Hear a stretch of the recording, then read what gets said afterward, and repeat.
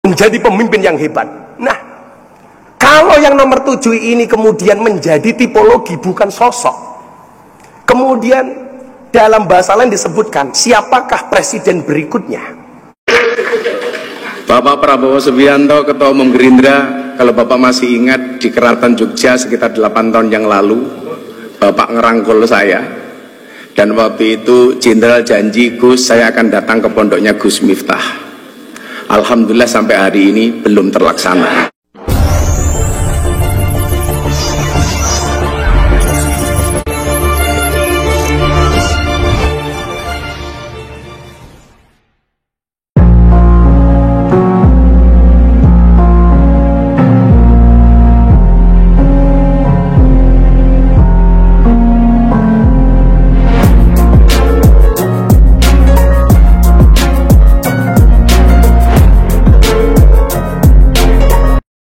Itu.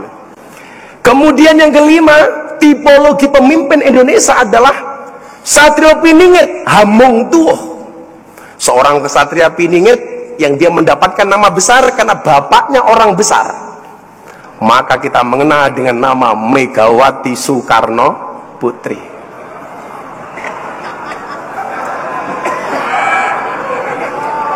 Hamong Tuoh, Hamong Tuoh itu tukulan, Pak, kalau bahasa Jawanya.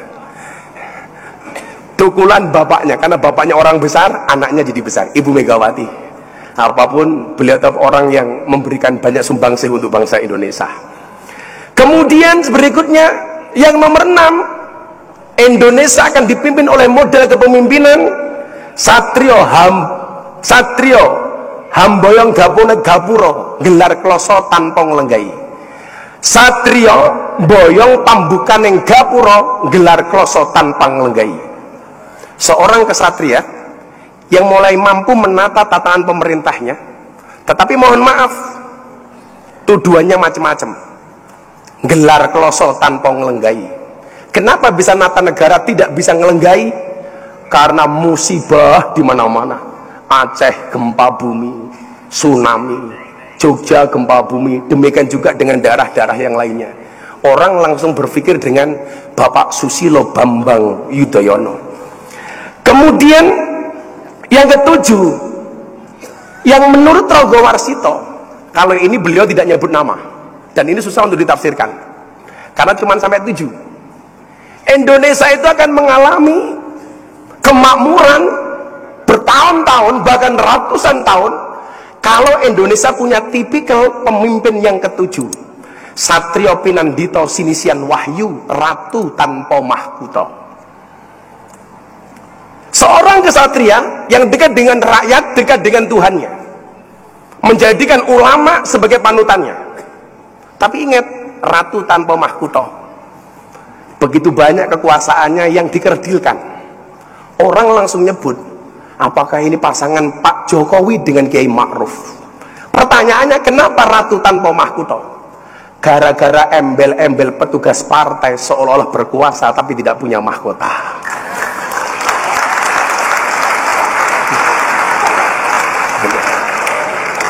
Tapi dengan segala keterbatasannya mampu menjadi pemimpin yang hebat. Nah, kalau yang nomor 7 ini kemudian menjadi tipologi bukan sosok, kemudian dalam bahasa lain disebutkan siapakah presiden berikutnya. Yang pertama, banyak mufasir ramalan Ronggo Warsito atau firasat Ronggo Warsito yang menyatakan bahwa pemimpin Indonesia adalah yang mampu meneruskan gerak langkah Presiden Joko Widodo, yang dianggap mampu untuk membawa misi-misi Presiden Joko Widodo, sehingga apa? Program-program Pak Joko Widodo tidak akan hilang. Orang yang paling ikhlas di Indonesia itu adalah Pak Prabowo. Betul? Pak Prabowo itu saya sampaikan, Jenderal mohon izin, ikhlas itu seperti keset. Maksudnya apa, Gus? Diinjak-injak tetap welcome. Iya. Itu akhlaknya Pak Prabowo. Tepuk tangan untuk Pak Prabowo. Terus bersatu, dan saya akan bekerja dengan seluruh tenaga saya untuk menjaga persatuan dan kesatuan bangsa Indonesia. Saudara-saudara, ini memang tidak boleh kita terlalu banyak bicara politik, ya, tidak boleh. Tapi kalau kita sama sekali tidak singgung politik, padahal ini sudah suasananya politik, berarti seorang pemimpin juga lalai, teledor. Karena itu saya memberanikan diri, saya bicara sedikit tentang politik. Ibu-ibu sekalian, emak-emak yang saya banggakan, ini ya Gus, emak-emak ini, aduh, tangannya keras-keras, saya ditarik ke sini, ditarik ke sana, tapi saya tidak apa-apa, saya ikhlas, karena saya tahu ditarik itu karena sayang dengan saya. Saudara-saudara sekalian, saya singgung sedikit supaya kita sejuk dan tenang, ya. Sebentar lagi ini musim politik, karena awal 2024 kita akan mengadakan hajat konstitusional. Kita akan melaksanakan tugas kenegaraan. Semuanya kita punya tanggung jawab. Kita akan melakukan pemilihan umum, pemilihan presiden dan wakil-wakil rakyat, ya. Untuk presiden kira-kira sekarang sudah muncul ya 3 nama kan, kira-kira gitu ya. Ada Mas Ganjar Pranowo, ada Mas Anies Baswedan, ada saya sendiri, ya. Saudara-saudara, kita santai-santai saja, saudara-saudara. Karena saya tahu, saya kenal Mas Ganjar, saya kenal Mas Anies, kita sama-sama cinta bangsa Indonesia. Kita sama-sama cinta rakyat Indonesia.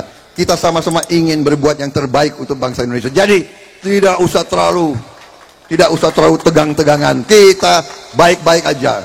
Kita akan bersaing dengan kebaikan. Kita akan bersaing dengan gagasan. Kita akan bersaing dengan santun. Kita akan bersaing dengan pemikiran, dengan program. Siapa yang punya program untuk rakyat? Kita lihat Pak Jokowi berhasil. Untung saya masuk pemerintahnya Pak Jokowi, iya kan? Berarti pilihan saya benar waktu saya bergabung, iya kan? Kalau saya bergabung ternyata Pak Jokowi tidak berhasil, ya rugi. Ternyata beliau berhasil, yang beruntung siapa? Saya ikut beruntung. Kalau beliau berhasil, menterinya ikut berhasil juga dong, iya kan? Apalagi Menteri Pertahanan, kan begitu, saudara. Jadi kalau beliau dalam survei ratingnya naik, ya Menteri Pertahanan Prabowo Subianto ikut naik juga, begitu. Kira-kira begitu.